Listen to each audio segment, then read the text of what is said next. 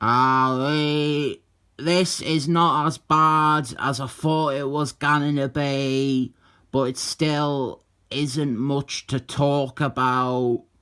This is Legend Issue 1, a mini-series from Marvel Comics, starring Dan Stevens from the television and big screen. Blythe Spirit is a load of tosh, innit? This is written by Spike Milligan, who is a writer that I think of as someone credible. But then I think about him, and all I can really point to as something of his that really did hit the mark was Excellent Statics. And even that ran out of steam by the end. And that reunion issue they did a few years ago was a load of tosh. So now we unite the star of Blythe Spirit with the writer of the Excellent Statics reunion special.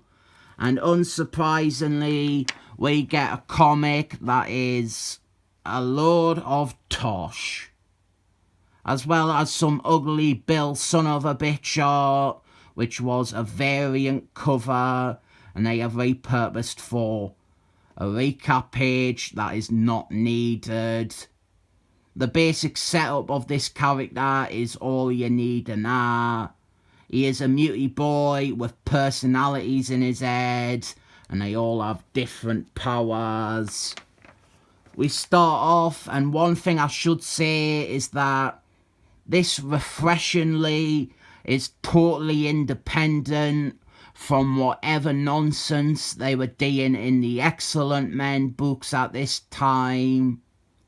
If someone is watching these videos looking for pull quotes to put on the new editions of the trade paperback, that is the best you're getting. Our story is that this is a fresh new story that has never been done ever before. Our story is that Dan Stevens, he has an evil personality living in his head that wants to take over his body and be evil. And that is the thing. This feels like a writer tackling this character, having read none of his past appearances, and wrongly believing he is the first writer to really focus on this character, or ever do a story with him having an evil personality in his head, when it's like the hardest Dan Stevens story in the box. The supporting evidence for this belief that Spike Milligan is unfamiliar with this character or any of his history is that everything is reset. Dan Stevens and his powers, they are approached in yet another different way, and he suddenly has a new set of jargon to refer to them. He also doesn't speak in the annoying British accent they gave him in the Marvel Now series.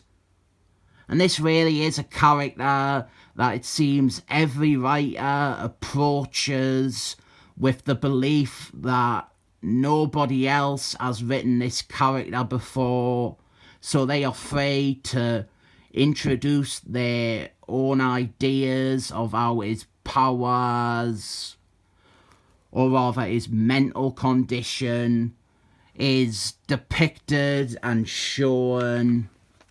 And this opening scene is perfunctory, if lacking in any original ideas. If it was this, it would be okay.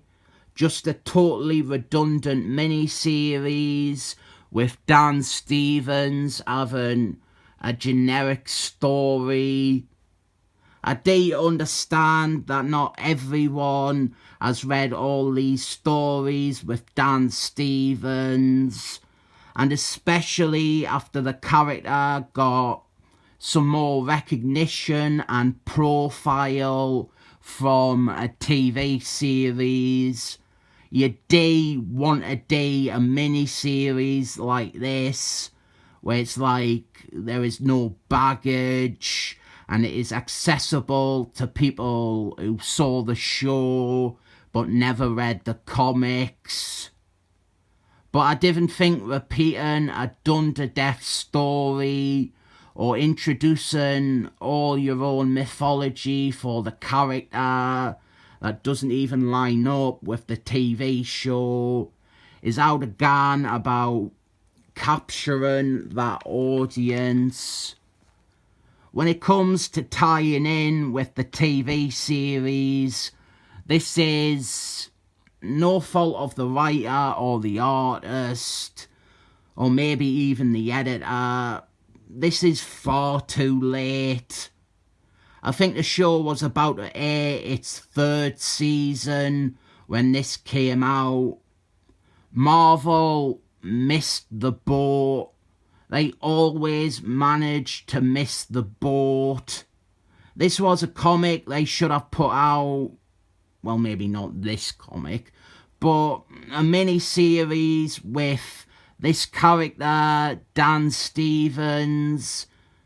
It's what they should have put out when the series was about to air, when it was about to debut, or when it was announced, or after the 1st season had wrapped up, or maybe even stick at it and pump out a mini-series on the advent of each new season. Here is one of them new ideas of how to visualise and depict his powers. Now he has conversations with his other personalities via mirrors. Outside of this character and his history, using mirrors to converse with alternative personalities isn't even an original idea. It has been done loads and loads. Then the comic quickly becomes interested in this new character with a really generic name. She is a super successful, super smart, super perfect Doctor Woman lady female with purple highlights in her hair, and everyone likes her and everyone loves her, and she is like a celebrity, and she goes on all the talk shows because she is brilliant. I am calling it now. This is based on Spike Milligan's wife or girlfriend or unrequited love. She quickly becomes the focus since she is such an amazing doctor. She is a psychiatrist and she is brilliant. And she is so brilliant that Dan Stevens needs her and only her to try and cure him. And that is where we end. She gets attacked by the evil personality in Dan Stevens' head. And then Dan Stevens shows up saying that he needs her help because she is the best Doctor Woman lady female around. And another new thing is Dan Stevens has heterochromia, which he has never had before, but it is very groovy. I'm sure his dad will be a fan of it until Jennifer Lawrence copies it and ruins the scene like she ruins everything. Sorry, I cannot see this and not laugh. Not a good comic though. Not bad enough that it deserves tearing up, but not good enough to warrant much of a thought out conclusion.